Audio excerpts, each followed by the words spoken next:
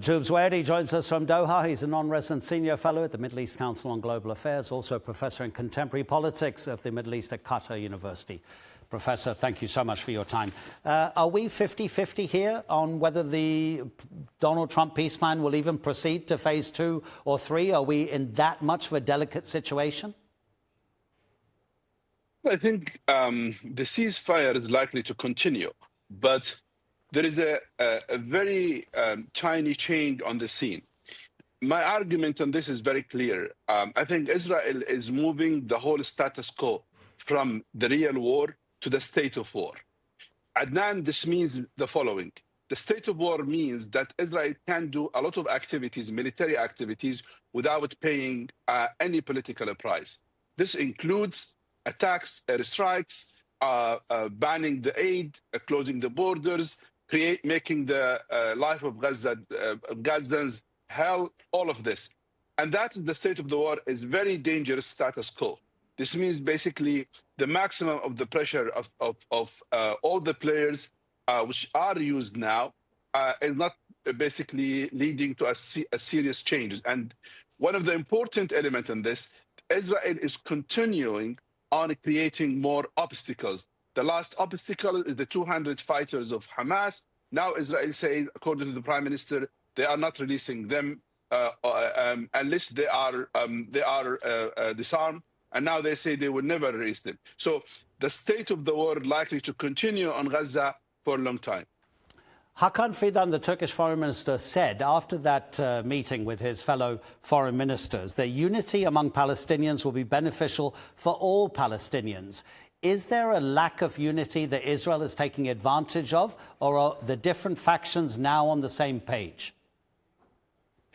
No, we know that there is a serious division within Palestinian faction, Palestinian, I would say, political sphere.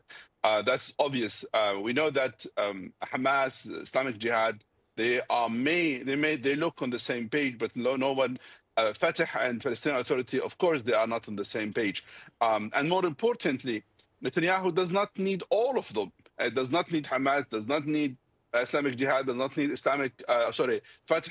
Basically, even if we have a united Palestinian factions and Palestinian bodies, the second partner, the other partner, does not want to work with them. So this is Israelis have contributed to this kind of division, and they fed it for a long time, and they helped in doing so. But again, there is a problem with the Palestinian scene. This is not an excuse for the Israelis to continue. I mean, nobody says that Palestinians should be in love immediately between all of their factions. Of course, there is a political division. Israelis were suffering from this in 1940s between different factions. Israeli at that time, Haganaz and Shter and other.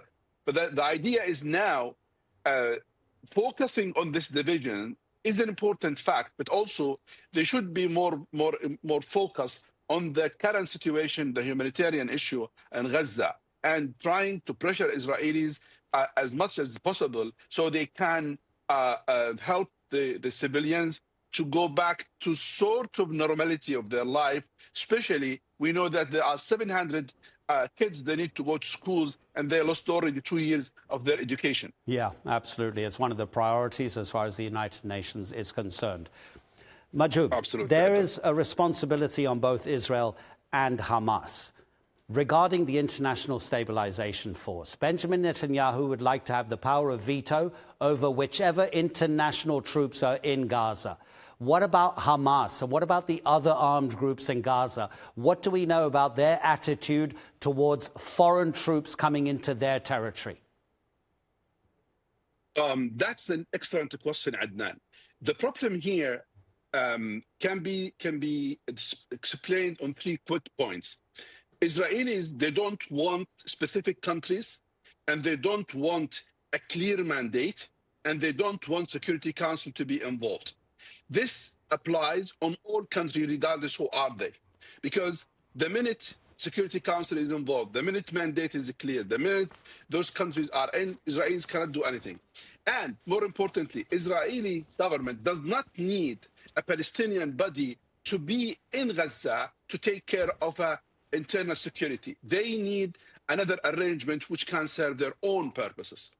But this is, when it comes to the Palestinians, their request, the requirement is very clear. They need sort of forces that can help Palestinians to offer security to the Palestinians without having any occupation status quo, without having intervention on the Palestinians' life.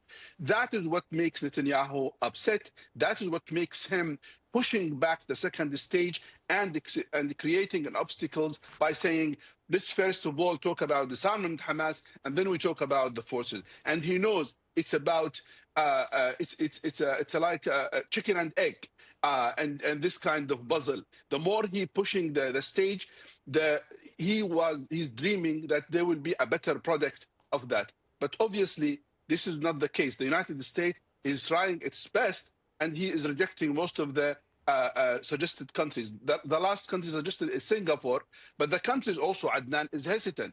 They need a clear mandate. They need to know they are relying on what? International law, a United Nations, Security Council.